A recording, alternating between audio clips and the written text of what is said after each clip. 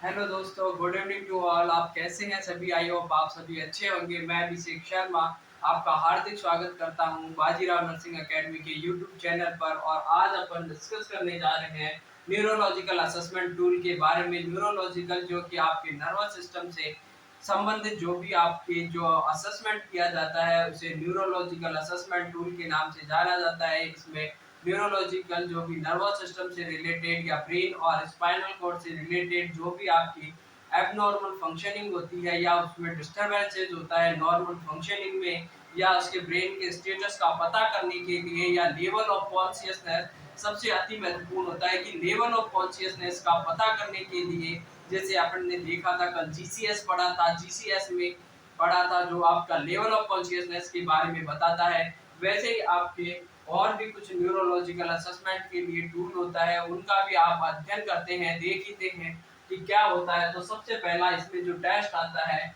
और वो जो टेस्ट आता है न्यूरोलॉजिकल में, वो आता है रोमबर्ग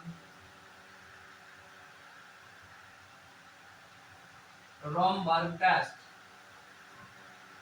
रोमबर्ग टेस्ट, अब रोमबर्ग टेस्ट होता है, ये क्या होता है इसको देखते हैं कि आपका जो रोमबर्ग टेस्ट होता है, रोमबर्ग टेस्ट में यूज किया जाता है, ये आपका रोमबर्ग टेस्ट है वो मेनली यूज किया जाता है आपका जो सेरिबेलम होता है। सेरिबेलम जो कि ब्रेन का पार्ट होता है, ब्रेन का पार्ट होता है सेरिबेलम, जो कि आपकी मेनली आपका बैलेंस बनाने का और कोऑर्डिनेशन का काम करता है, बैलेंस और कोऑर्डिनेशन बनाने का काम करता है, उसके बारे में जानकारी देता है रोमबर्ग टेस्ट। अब रोमबर्ग टेस्ट होता है जो मेनली आपका ये बैलेंस के लिए चेक किया जाता है, इसको इसका कि जो आपका असेसमेंट किया जाता है, ये टेस्ट यूज किया जाता है for assessment of balance. Mainly आपके बैलेंस के लिए जो भी आपका टेस्ट किया जाता है सेरिबेलम। सेरिबेलम के दो फंक्शन होता है, पहला होता है आपका बैलेंस बनाने का और दूसरा होता है आपका कोऑर्डिनेशन का। तो मेनली जो बैलेंस के लिए जो भी टेस्ट किया जाता है वो रोमबर्ग टेस्ट होता है। अब रोमबर्ग टेस्ट में क्या करते हैं, जो भी पर्सन या पेशेंट होता है उसको आपको स्टैंडिंग पोजीशन में खड़ा करते हैं, जैसे मेरी तरह मैं स्टैंडिंग पोजीशन में खड़ा हूँ। उसके बाद में उसको बोला जाता है कि अपनी आई को क्लोज करिए, उसको अपनी आई को क्लोज करने को कहता है। जैसे कि मैंने वो एग्जामिनर ने कहा कि जब मैं पर्सन हूँ या पेशेंट हूँ, मेरा रोमबर्ग टेस्ट किया जा रहा है, तो मेरे से बोला जाएगा कि आपको अपनी आंखों को बंद करना है और आपको भी आंखों को बंद करके एक सीधी वर्टिकल लाइन बनाई जाती है और आपको सीधा उस वर्टिकल लाइन पे यहाँ से चलना होता है आंखें बंद करके। अगर आप आंखें बंद करने के बाद या आई को क्लोज करने के बाद वर्टिकल लाइन पर सीधा बैलेंस बनाकर चलने में अगर आप समर्थ होते हैं या आप एबल होते हैं, आप अगर बैलेंस बना पाते हैं, तो रोमबर्ग टेस्ट होता है वो आपका पॉजिटिव होता है। रोमबर्ग टेस्ट अगर पॉजिटिव होता है तो अगर आपका पेशेंट है वो नॉर्मल सेरिबेलम इंडिकेट करता है। अब जो क्या होगा कि रोमबर्ग टेस्ट आया, रोमबर्ग टेस्ट किसके लिए किया, आपने बैलेंस के लिए किया।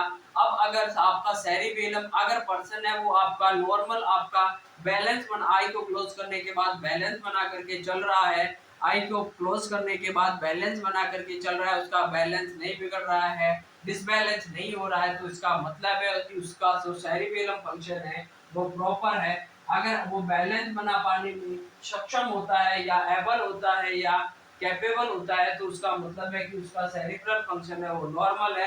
अगर पर्सन आपका बैलेंस बनाने में डिसेबल हो जाता है या और उसका जो बैलेंस है वो नहीं बन पाता, आंखें बंद करने के बाद कभी उससे बोला जाएगा कि सीधी लाइन पे चलना है वर्टिकल लाइन पे, तो कभी इधर जा रहा है कभी इधर जा रहा है, जैसे कि आपका दारूडे वाला हाल हो जाता है कि पीने के बाद कभी इधर तो कभी इधर तो कभी इधर को भगता है, वो वाला हाल होता है। तो उसमें उसका बैलेंस है वो नहीं बन पा रहा है, तो ये इंडिकेट करता है कि उसके सेरिबेलम में कोई मिस्टेक है या उसका फंक्शन है सेरिबेलम का वो प्रॉपर नहीं है। तो दूसरा तो ये आपका रोमबर्ग टेस्ट होगा, वो भी पूछा जाता है। ये भी बहुत बार पूछा हुआ क्वेश्चन है कि आपका सेरिबेलम का बैलेंस चेक करने के लिए आप कौन सा टेस्ट करते हैं, तो सीधा सीधा आंसर इसमें ज्यादा घुमा फिरा कर क्वेश्चन नहीं किया जाता है। इसमें पूछा जाएगा कि एक पर्सन है जिसको कि आंखें क्लोज करने के बाद उसको सीधा बैलेंस बनाकर चलने को कहा जाता है। अगर वो बैलेंस बना पाता है या ये टेस्ट किसके लिए किया जाएगा, तो आपका सेरिबेलम की बैलेंस को चेक करने के लिए किया जाएगा, वो रोम्बर टेस्ट होगा। उसके बाद में दूसरा टेस्ट आता है हील हील नी शाइन टेस्ट। हील नी शाइन टेस्ट और हील नी शाइन टेस्ट, हील नी शाइन टेस्ट का मतलब होता है ये आपके जो सेरिबेलम का दूसरा फंक्शन था कोऑर्डिनेशन को चेक करने के लिए किया जाता है। कोऑर्डिनेशन का पता लगाने के लिए हील नी शाइन टेस्ट करते हैं, जिसको कि आपको हील शाइन टेस्ट या हील नी शाइन टेस्ट के नाम से भी जाना जाता है। इसमें क्या होता है कि आपका पर्सन होगा, पर्सन को आपका सुपाइन, ये पर्सन है, पर्सन को मैंने इसको सुपाइन पोजीशन में लिटा दिया। सुपाइन पोजीशन में लिटाने के बाद उससे उसका कोऑर्डिनेशन चेक करने के लिए करेंगे। अब जब उसको पर्सन को सुपाइन पोजीशन में लिटा दिया तो उससे बोला जाता है कि अपनी एक पैर का जो हील है, अपनी एक पैर, ये मेरे दोनों, मान लो ये मेरे दोनों पैर था, तो दोनों पैर में से एक पैर की जो हील थी, मान लीजिए मैंने ये पेन है वो आपको थोड़ी देर के लिए सपोज करना है, ये मेरा एक पैर, ये एक पैर हो गया है, दूसरा पैर हो गया है, तो ये दूसरे पैर की ये हील है।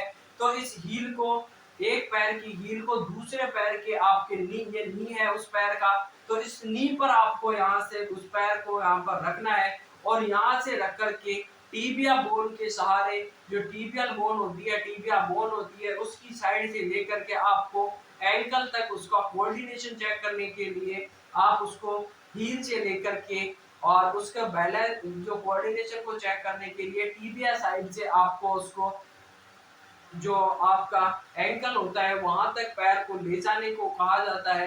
अगर पर्सन का कोऑर्डिनेशन ठीक होगा, सेरिबेलम ठीक होगा, तो वो आपके दिशा निर्देश को या आपके जो इसका जो कोऑर्डिनेशन को मेंटेन कर पाएगा। और अगर सेरिबेलम में कोई मिस्टेक होती है या आपका डिस्फंक्शन होता है सेरिबेलम का, तो उसका कोऑर्डिनेशन होगा वो प्रॉपर नहीं हो पाता है, तो वो आपका अलोंग टीबिया बोन के सहारे वो आपके टुवर्ड द एंकल जॉइंट की तरफ आपके टुवर्ड, ये एंकल जॉइंट था तो यहाँ से आपके नी से लेकर के बोन के साइड के सहारे उसके एंकल जॉइंट तक अगर टुवर्ड नहीं जा पाता है तो इसमें आपका सेरिबेलम का प्रॉपर फंक्शन नहीं है और उसका जो कोऑर्डिनेशन है वो डिस्टर्ब हो गया है।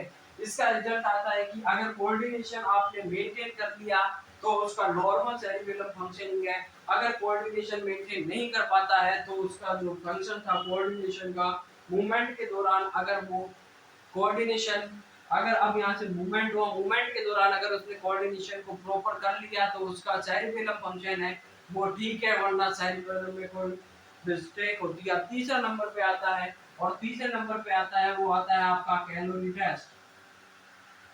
कैलोरी टेस्ट, कैलोरी टेस्ट में क्या करते हैं, कैलोरी टेस्ट, और कैलोरी टेस्ट किसके लिए किया जाता है, ये आपका ब्रेन स्टेम का पता लगाने के लिए, ब्रेन स्टेम के फंक्शन के ब्रेन स्टेम और ब्रेन स्टेम का फंक्शन का पता लगाने के लिए आपका कैलोरी टेस्ट करते हैं। अगर ब्रेन डेड नहीं हुआ है तो उसमें आपका कैलोरी टेस्ट होगा, और ये किया जाता है आपकी ब्रेन स्टेम का पता लगाने के लिए कि उसका ब्रेन स्टेम ठीक है या नहीं है, उसका पता करने के लिए कैलोरी टेस्ट करते हैं। अब कैलोरी टेस्ट में क्या करते हैं, कैलोरी टेस्ट में आप वार्म या कोल्ड वाटर यूज करेंगे, जिसमें वार्म और कोल्ड वाटर या फिर कोई भी लिक्विड हो सकता है जिसको आप यूज करेंगे, एनएस हो सकता है या अदर कोई भी लिक्विड हो सकता है, जिसमें आपका वार्म और कोल्ड यूज कर सकते हैं, जिसका कि टेम्परेचर आपका बॉडी से +- 7 डिग्री सेंटीग्रेड हो, उसका जो टेम्परेचर होगा वो आपका +- अगर वार्म ले रहे हैं तो ज़्यादा से ज़्यादा आप 7 डिग्री तक ऊपर जा सकते हैं बॉडी टेम्परेचर से। अगर कोल्ड वाटर यूज कर रहे हैं तो उसका टेम्परेचर होगा वो 60 डिग्री सेंटीग्रेड तक नीचे तक आप यूज कर सकते हैं, इससे ज़्यादा आपको यूज नहीं करना होता है। तो इसमें अब जो कैलोरी टेस्ट होता है उसमें काउस फॉर्मूला यूज होता है। काउस फॉर्मूला का मतलब होगा कि CO, मतलब अगर आपने कोल्ड वाटर या कोल्ड यूज किया है तो कोल्ड होगा, तो वो आपका निस्टैग्मस होता है, अपोजिट साइड में निस्टैग्मस कोल्ड होगा और अपोजिट साइड में उसका निस्टैग्मस होगा। निस्टैग्मस का मतलब होता है कि involuntary movement of the eye ball, eye ball का मूवमेंट होता है वो अगर आपका इनवॉलंटरी होता है तो अगर आपका इनवॉलेंट्री और एबनॉर्मल आई मूवमेंट होता है, आई बॉल का मूवमेंट अगर एबनॉर्मल हो रहा है तो उसे आपका निस्टैगमस के नाम से जाना जाता है। और जब अभी आप अगर कोल्ड कोल्ड वाटर या कोल्ड सलाइन या कोल्ड लिक्विड या कोई भी जो यूज करोगे उसका टेम्परेचर कोल्ड होगा, बॉडी टेम्परेचर से कम होगा, तो उसमें अपोजिट निस्टैगमस होगा। मतलब सी का मतलब कोल्ड यूज किया तो अपोजिट में जाएगा, जबकि अगर आपने वार्म यूज किया है जिसका टेम्परेचर है वो आपके बॉडी टेम्परेचर से हॉट है या वार्म है, तो उसमें आपका सेम डायरेक्शन में सेम साइड या सेम साइड आपका देखने को मिलेगा। निस्टैगमस आपका निस्टैगमस होगा वो आपका सेम साइड देखने को मिलेगा।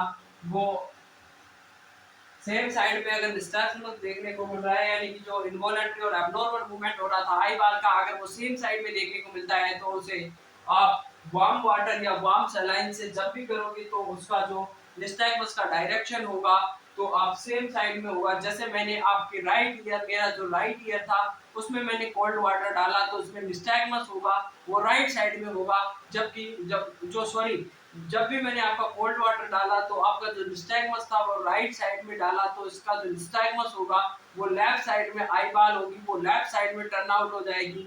जबकि अगर मैंने लेफ्ट ईयर में या आपका जो मैंने लेफ्ट ईयर में मैंने क्या डाला है, वार्म सलाइन डाला है और वार्म वाटर डाला है, तो अब जब भी इसमें आपका सेम डायरेक्शन में आपकी निस्टैगमस होगी, अगर लेफ्ट साइड में डाला है तो निस्टैगमस होगा वो भी आपका सेम साइड में होता है।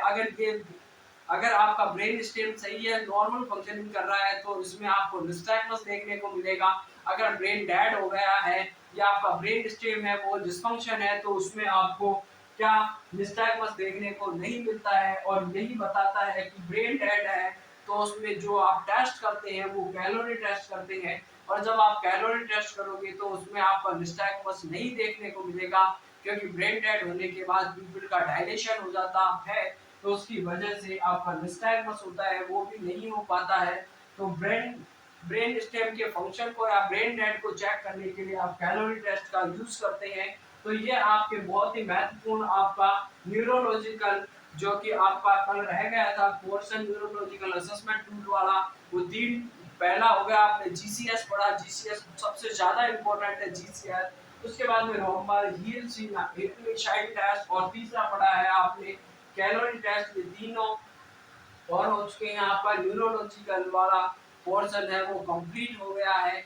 अब इसी के साथ आप कल नया टॉपिक देखते हैं और नया टॉपिक आप लगातार अपनी मेहनत को जारी रखिए,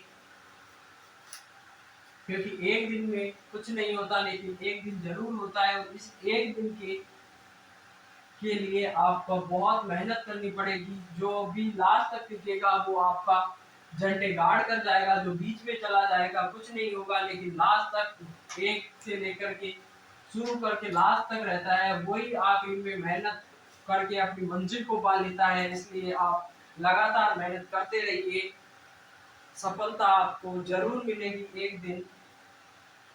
कि मिलना बिछुड़ना तो जिंदगी का एक खेल है, कहीं दिलों में नफरत तो कहीं दिलों के मेल है। यूं तो मिल जाता है हर रिश्ता इस दुनिया में, लेकिन तुमसे मिलकर के जो रिश्ता बनता है वो नॉट फॉर सेल है। इसलिए जिंदगी में रोने का कहाँ टाइम है, सिर्फ मुस्कुराओ। चाहे तुम्हें कोई कहे पागल दीवाना आवारा, लेकिन याद रखना ये जिंदगी ना मिलेगी दोबारा। इसलिए जिंदगी के हर लम्हे को खुशियों में बिताओ, रोने का टाइम है सिर्फ मुस्कुराओ।